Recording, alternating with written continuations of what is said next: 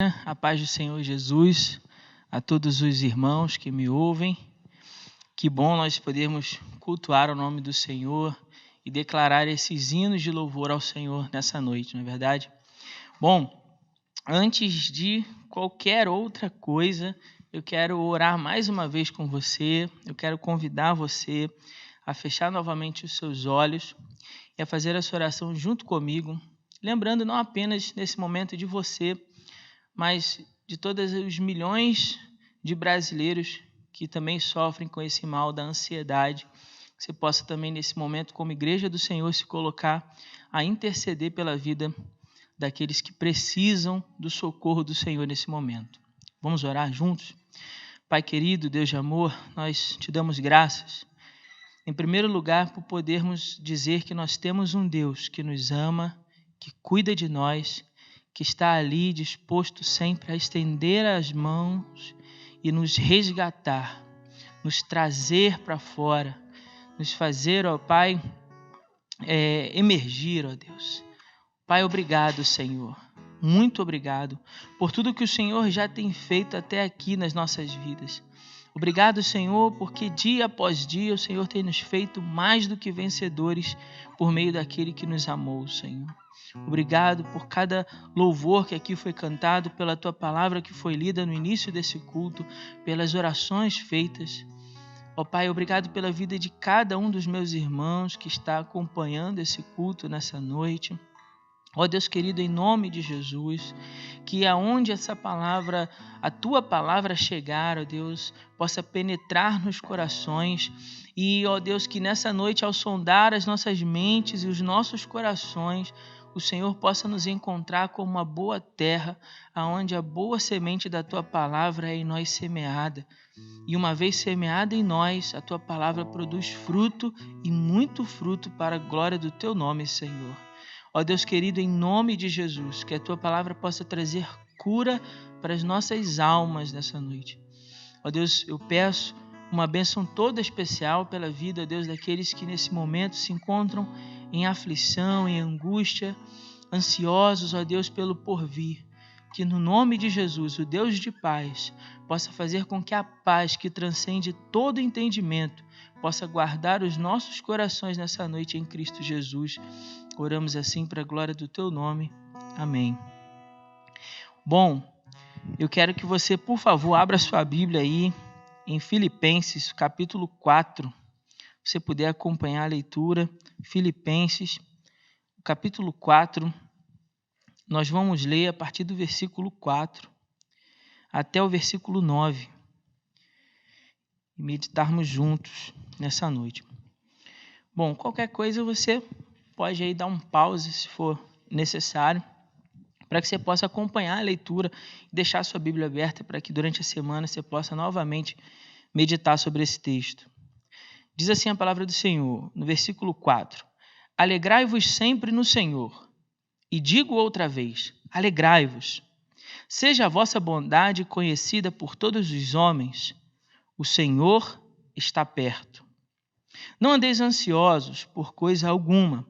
Pelo contrário, sejam os vossos pedidos plenamente conhecidos diante de Deus por meio de oração, súplica e com ações de graças.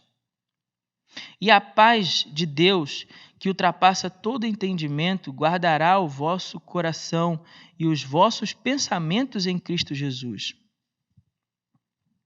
Quanto ao mais, irmãos, tudo que é verdadeiro, tudo que é honesto, tudo que é justo, tudo que é puro, tudo que é amável, tudo que é de boa fama, se alguma virtude há e se algum louvor, nisso pensai.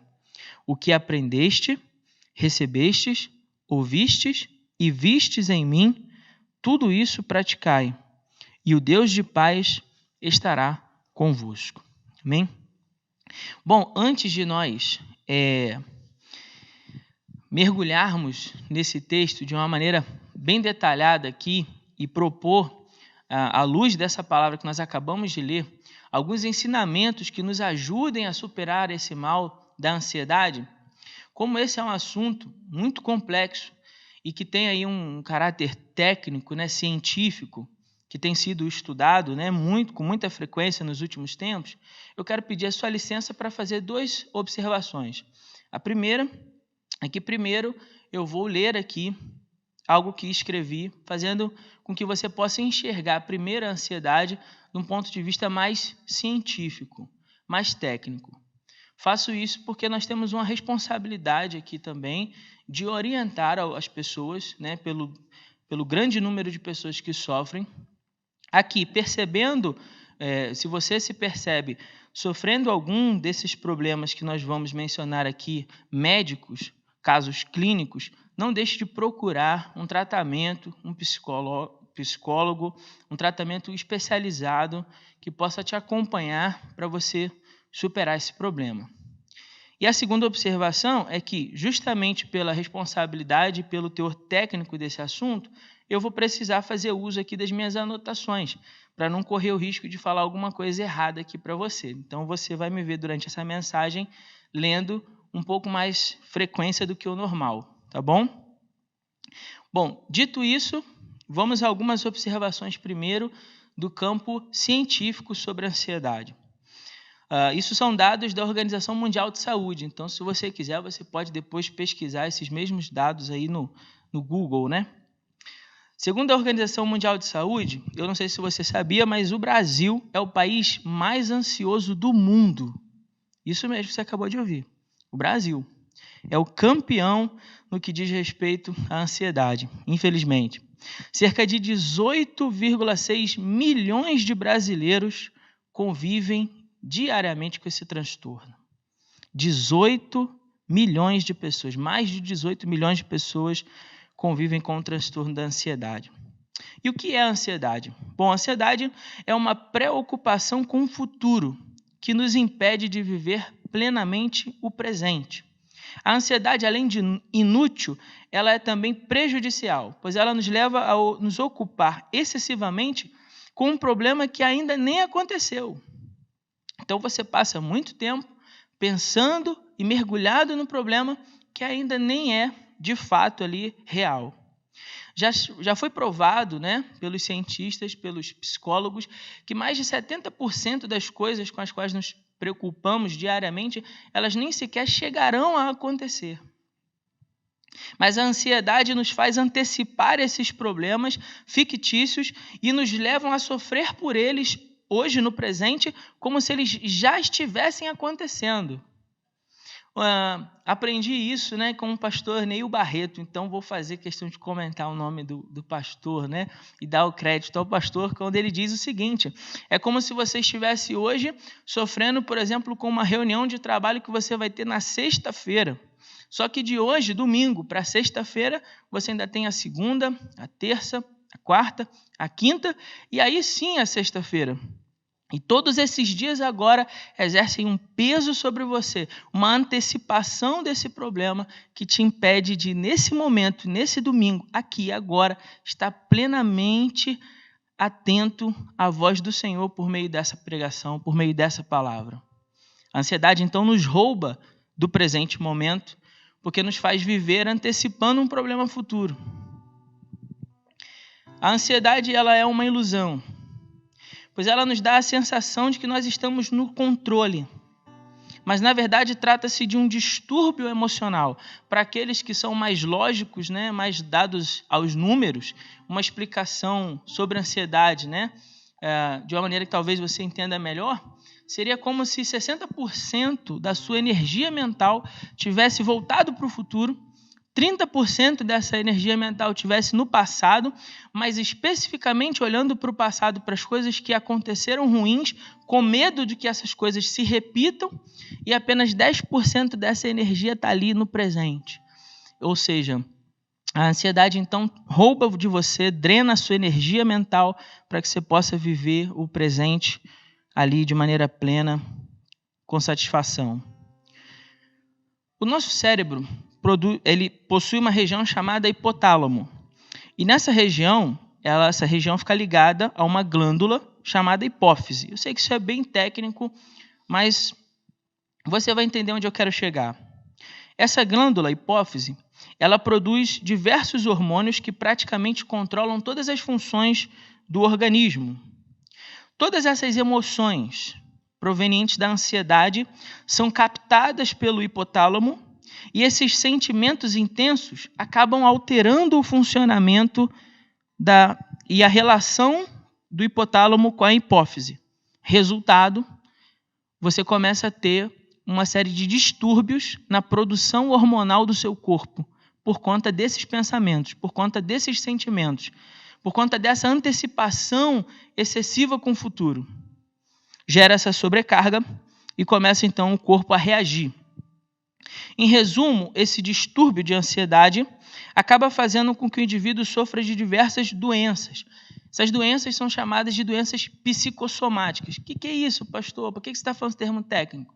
Calma, que você vai entender onde eu quero chegar quando a gente for analisar o texto que nós lemos de Filipenses. O que são doenças psicossomáticas? São doenças provenientes dos pensamentos e dos sentimentos, dessas emoções excessivas, dessa sobrecarga emocional.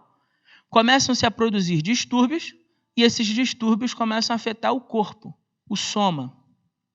Então, o que o corpo, sofrendo disso, o que vai resultar? O que vai acontecer?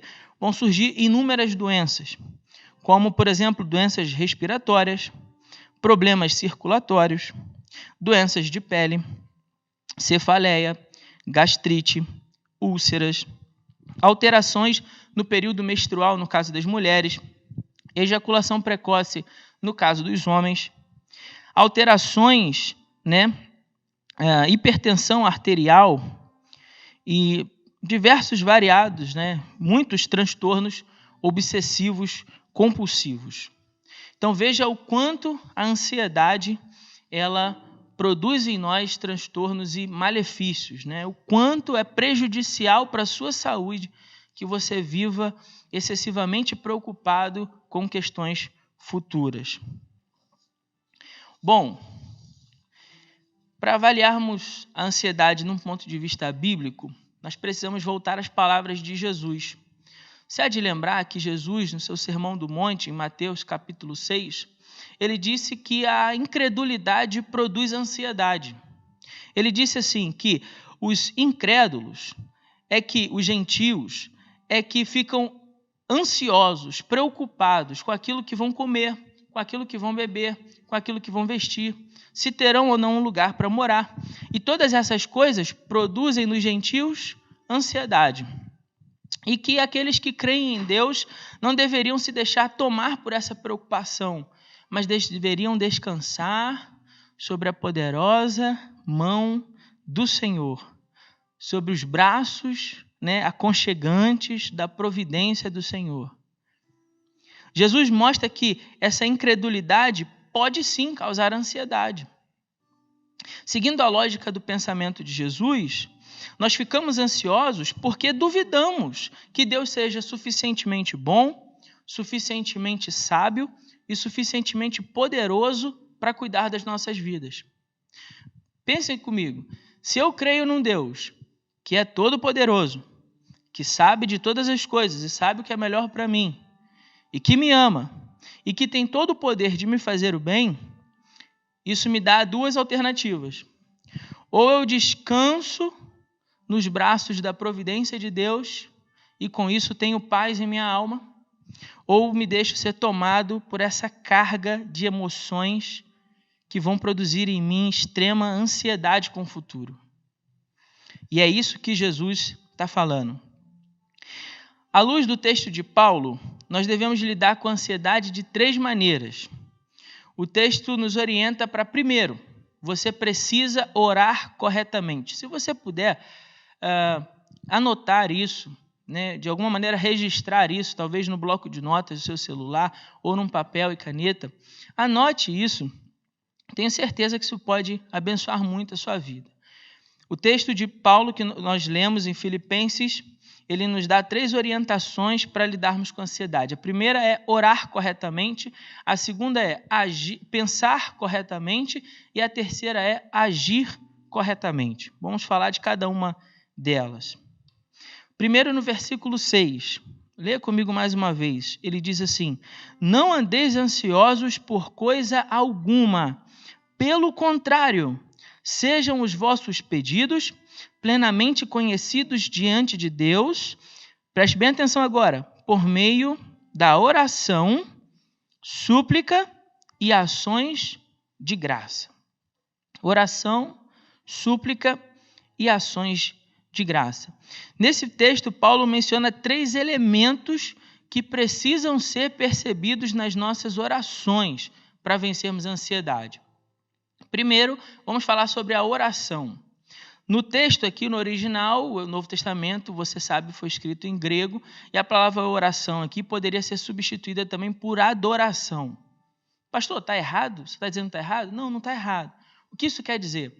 Quer dizer que é talvez você tenha conhecido ou aprendido isso na igreja como a oração de exaltação, que é quando alguém vai orar para Deus e ele não está preocupado em falar de si mesmo, ele começa a exaltar a grandeza de Deus. Então, eu começo a orar. Por exemplo, Jesus na oração do Pai Nosso.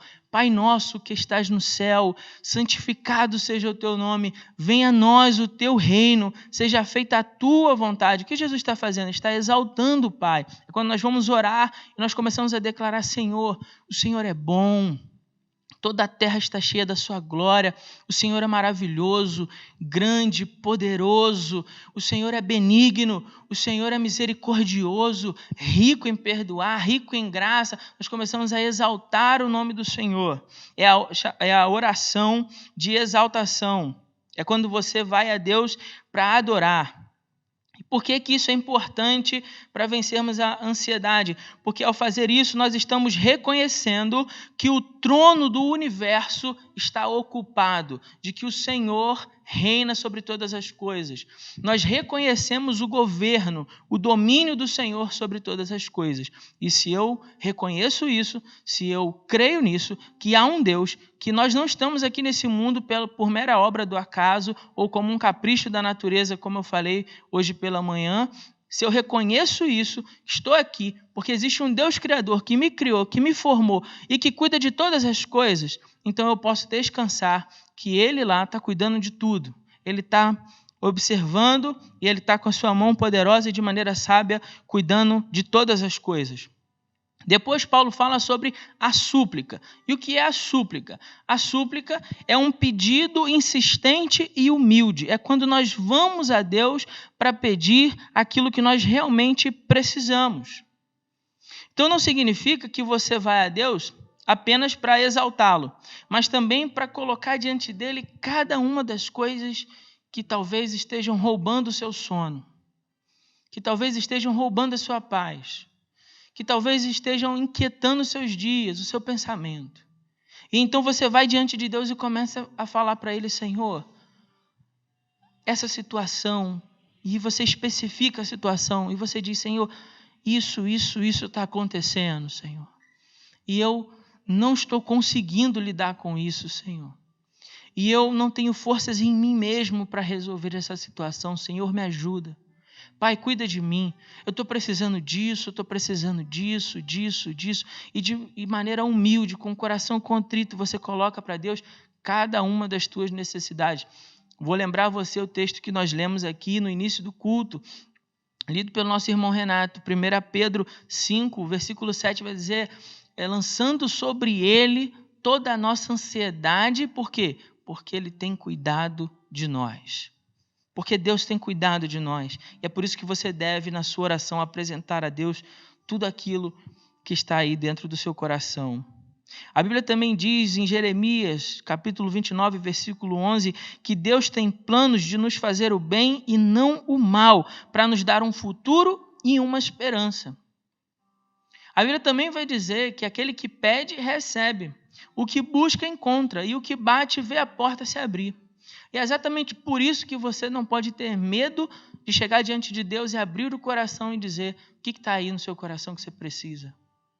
O que é que está incomodando o teu coração, está roubando a sua paz, que você precisa colocar diante de Deus nessa noite, para que a paz do Senhor, então, possa tomar a sua mente e o seu coração. Paulo também vai dizer que nós precisamos orar com ações de graças. E dar graças a Deus por tudo que Ele nos fez, por tudo que Ele nos faz, é um poderoso remédio para combater a ansiedade. Ao agradecermos a Deus por cada uma das coisas que Ele tem feito em nossas vidas, nós nos conscientizamos do quanto nós já temos sido abençoados. Quando você, na sua oração, além de exaltar a Deus e de pedir a Deus o que você precisa, você também agradece por cada uma das suas bênçãos. E aqui deixa eu compartilhar com você algo muito legal que eu aprendi há uns anos atrás com uma irmã, né? Irmã Vânia, se estiver assistindo esse vídeo aqui, que Deus te abençoe. Isso que você ensinou naquele dia abençoou muito a minha vida. E ela brincou conosco numa vigília, né? Alguns irmãos, e disse assim, muitas vezes nós pedimos a Deus no varejo e agradecemos no atacado, né? A gente pede, na hora de pedir a Deus, a gente especifica cada coisa que precisa. Na hora de agradecer, Senhor, muito obrigado por todas as tuas bênçãos. Pronto, esse foi o agradecimento. Só que isso nos impede de perceber a grandeza do quanto nós já temos sido abençoados. Veja se nós tivéssemos o costume de especificamente dizer para Deus, Senhor, obrigado porque hoje eu tive louças na minha casa para lavar. Isso significa que eu tive alimento na minha casa, para a minha família. Enquanto muitas pessoas pelo mundo morrem de fome. Obrigado, Senhor, porque eu tive um lugar para dormir, uma cama quente, um cobertor quente nessa noite fria, quando muitas pessoas não têm um lugar para morar. E isso vai fazendo com que eu me lembre o quanto já tenho sido abençoado. E isso vai então se tornando um remédio, um bálsamo para a minha alma, com relação a todas essas expectativas excessivas sobre o futuro.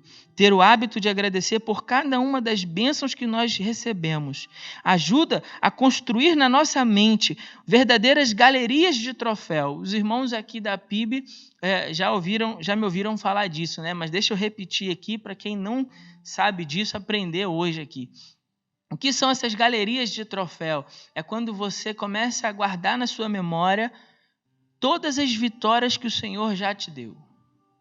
E aí, igual os times de futebol, né, pelo Brasil, tem lá as suas salas repletas de troféus para que eles possam ali passear, né, os torcedores também possam ver os troféus do seu time campeão, né, e lembrar de cada uma das vitórias. E os torcedores vão sair dali como cheios, né, de orgulho, vaidosos. Nossa, meu time, quantas vitórias. E assim também você precisa fazer com você.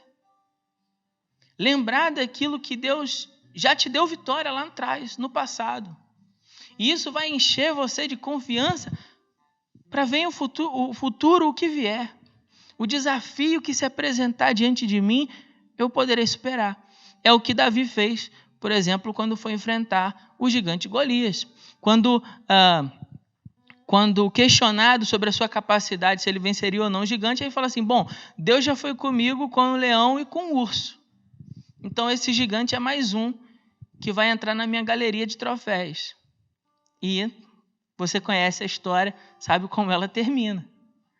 Assim também, quando nós damos graças a Deus, nós estamos com isso construindo uma verdadeira galeria de troféus que nos ajudem a vencer o futuro. O que mais o apóstolo nos ensina? Ele nos ensina no versículo 8, a pensar corretamente para vencer a ansiedade. Ele diz assim, quanto ao mais, irmãos, tudo que é verdadeiro, tudo que é honesto, tudo que é justo, tudo que é puro, tudo que é amável, tudo que é de boa fama, se alguma virtude há e se algum louvor, nisso pensai. Nisso pensai. São essas as coisas, essa lista aqui que Paulo nos faz que devem ocupar os nossos pensamentos. A batalha contra a ansiedade, ela é decidida no campo da mente. Já diz o escritor Emerson que o homem é aquilo que ele costuma pensar durante todo o dia. Seguindo a lógica do pensamento de Emerson, se nós concentrarmos os nossos pensamentos apenas nos problemas, muitos deles que ainda nem aconteceram, nós então seremos vencidos pelos problemas. Muitas pessoas vivem angustiadas e ansiosas por passarem todo o dia pensando em um grande número de coisas que estão totalmente fora do seu controle. Além disso, vez por outra, passam horas em frente à televisão ou à internet, alimentando seus pensamentos com uma série de informações negativas. Deixa eu te fazer uma pergunta. O que é que você tem permitido entrar nos seus pensamentos? Sejam por imagens, seja por audição, seja por ouvir, o que é que você tem permitido entrar nos seus pensamentos? De que informações você tem se alimentado? Essas informações estariam dentro dessa lista que Paulo disse? São coisas verdadeiras, honestas, justas, puras, amáveis, de boa fama? Existem virtudes, há louvor? E aí você permite então que essas coisas entrem na sua mente, ocupem os seus pensamentos? Certamente isso vai ajudar você a vencer a batalha contra a ansiedade no campo da mente. Agora, se por outro lado você tem permitido na sua mente só ouvir mensagens negativas, coisas negativas, ruins, pecaminosas, cruéis, e você tem permitido tudo isso entrar em você, essas coisas vão prejudicar e vão impedir com que você tenha vitória sobre os seus pensamentos. Então, tudo começa com esse filtro mental aqui que Paulo vai dizer.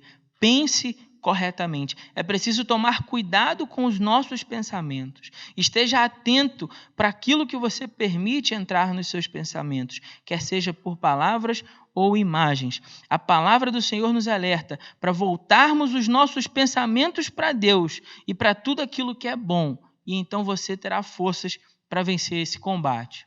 Mas o texto não para por aí.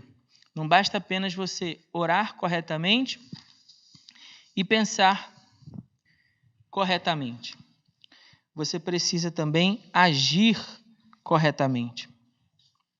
Versículo 9, o apóstolo Paulo vai nos dizer assim: o que aprendeste, recebeste, ouviste e viste em mim, tudo isso praticai, e o Deus de paz estará convosco. A vitória sobre a ansiedade, ela não está só no campo do conhecimento teórico, mas na atitude prática. Não é algo apenas para ser entendido com a cabeça, mas para ser recebido com o coração e praticado em ação. Não é possível, irmãos, separarmos atitudes interiores de gestos exteriores. Veja que Paulo ele usa aqui alguns verbos. Ele diz aprender, receber, ouvir e vir. Eu aprendo e eu não apenas aprendo, ou seja, ouço alguém falar, ouço alguém transmitir esse conhecimento, como a gente está falando aqui, eu estou transmitindo a você esse conhecimento. Ok, você está recebendo, você está ouvindo, você está aprendendo, mas receber significa que você está abrindo o seu coração para essa palavra. Você está permitindo então que essa palavra possa entrar no seu coração para se tornar uma verdade não apenas entendida com a mente, mas também aceita com o coração. E aí Paulo vai dizer aos seus leitores que aquilo que eles ouviram dele, que eles viram nele, que é preciso praticar as Escrituras, que é preciso, como diz o apóstolo Tiago, ser não apenas ouvintes, mas também praticantes da palavra de Deus. A vida, coerente com os ensinamentos bíblicos produz em nós a vida coerente com os ensinamentos bíblicos é uma condição necessária para experimentarmos essa paz com Deus. Pela manhã, se você não me ouviu, eu falei um pouco sobre isso, não com essas palavras, um pouco diferente, mas disse com os irmãos que aquilo que nós, como nós vivemos em Cristo, vivemos em Deus, Deus em nós, e a presença de Deus em nós produz em nós confiança, segurança. É isso que Paulo está falando. Olha, vocês precisam, aquilo que vocês aprenderam, receberam, ouviram e viram, vocês agora precisam praticar. E na medida em que vocês se tornam praticantes da palavra de Deus, essa palavra então produz em vocês confiança para vencer o amanhã. E a paz de Deus, então, é experimentada pelos seus servos.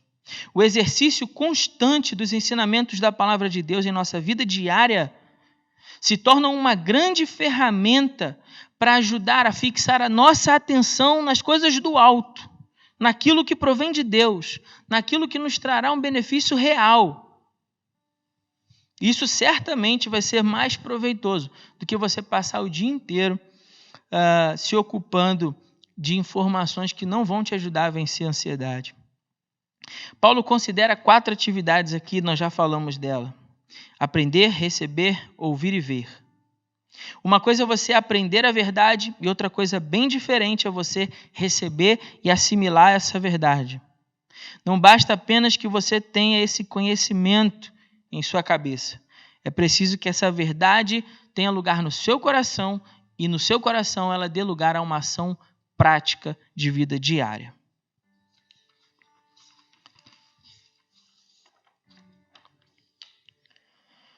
Quando nós, então, oramos corretamente, pensamos corretamente e passamos a agir corretamente, fica mais fácil vencer a ansiedade, meu irmão.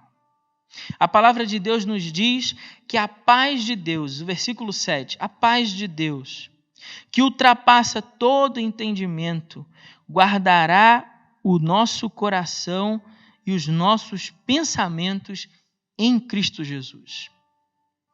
Por que a paz de Deus que ultrapassa todo entendimento?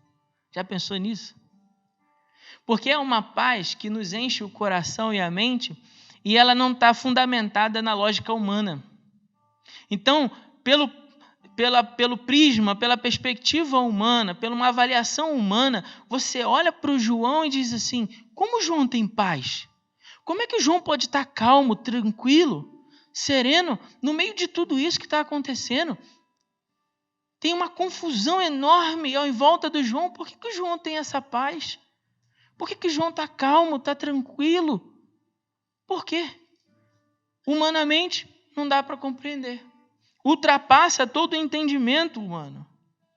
Mas o João tem paz. E se você perguntar, você vai dizer assim, o João deve estar vivendo num conto de fadas. O João deve ser um desses alienados.